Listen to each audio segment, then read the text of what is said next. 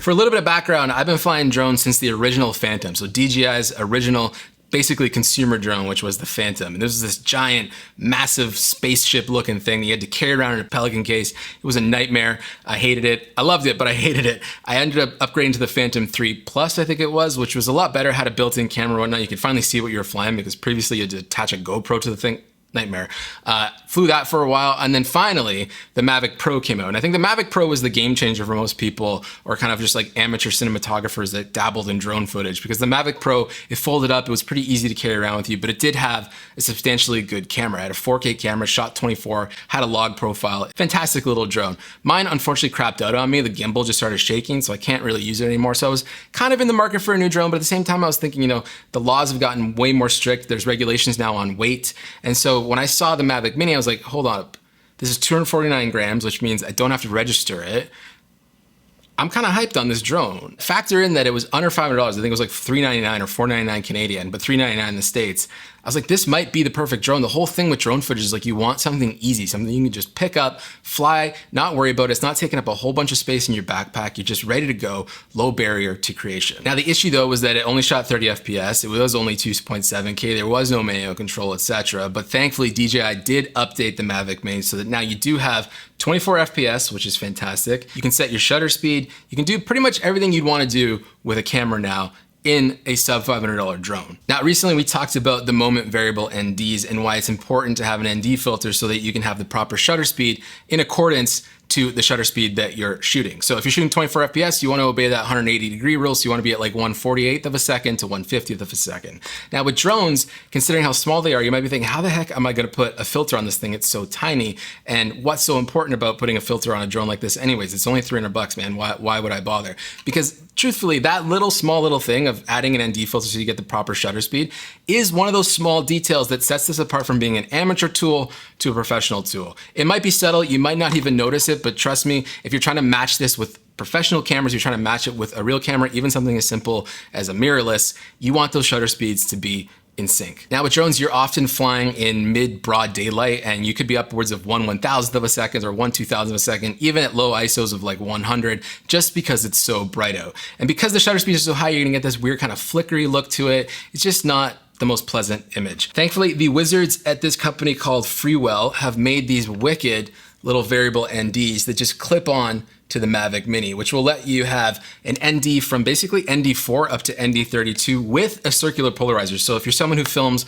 a lot of water, if you're out fishing, whatever you're doing, if you're filming reflections or cars, you want a circular polarizer because that blocks out the reflections on a horizontal space. Basically, like if you've had polarized sunglasses, you will see that if you tilt your head side to side, you'll see the reflections come back and forth. And the cool thing that they've done with these circular polarizers is they actually have a little marker on them, so you can just rotate it and match up the marker as you need it for the polarizer, which is pretty sweet. Now, most of what I've been shooting has actually been with the ND32 because for whatever reason, I've been shooting a lot of just midday sun, so it's super bright. And so for me to get down to like 1/50th of a shutter second, the ND32 at ISO 100 has been a really good combo. So the way these little guys work is they just clip on to the drone, just like that, and you are golden, ready to go. So you can see how simple that was. Now, the best part is it doesn't mess with the initialization of the drone. So sometimes when you add lenses or filters to other drones, you'll have to recalibrate the drone every time you want to take off. And trust me, if you've ever had to do that, you don't even want to put something on the drone because it's such a pain in the ass to recalibrate. You're waiting like 2-3 minutes. It's a nightmare. With this on here, it doesn't even know there's something attached to it. It's so light. You initialize, you're ready to fly, no barriers, you're up and running like nothing ever changed. Now to demonstrate how awesome these ND filters are, I'm going to show you a quick reel of the Mavic Mini, all shot in 24 FPS with the ND32 circular polarizer all around Toronto. Hope you enjoy.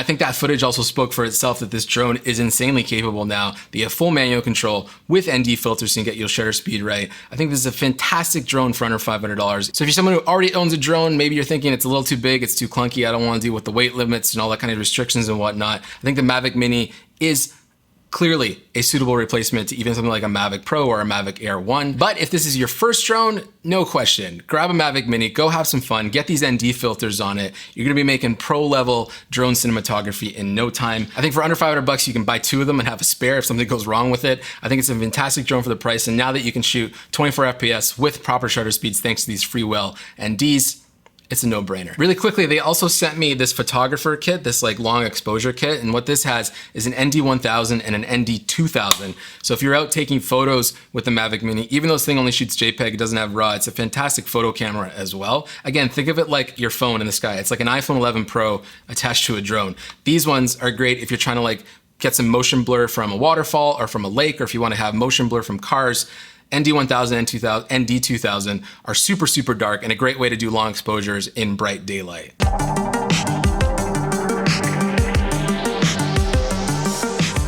Screw the haters that say the Mavic Mini is not a capable drone, because this thing is fully capable. I hope you enjoyed this video. Leave a comment if you have any questions about these filters or the Mavic Mini. I will be there to answer them, and you will see me or potentially hear me next time I feel like making a video. Hope you like this new setup. It's a little bit different, but I have something going on right now that I can kind of break down and strike on a whim. It's really easy for me to set this up, and I'm kind of digging the look of it. It's a little different, but I like it. Let me know what you think of it. Otherwise, hey, we made a video. What a concept. Cheers.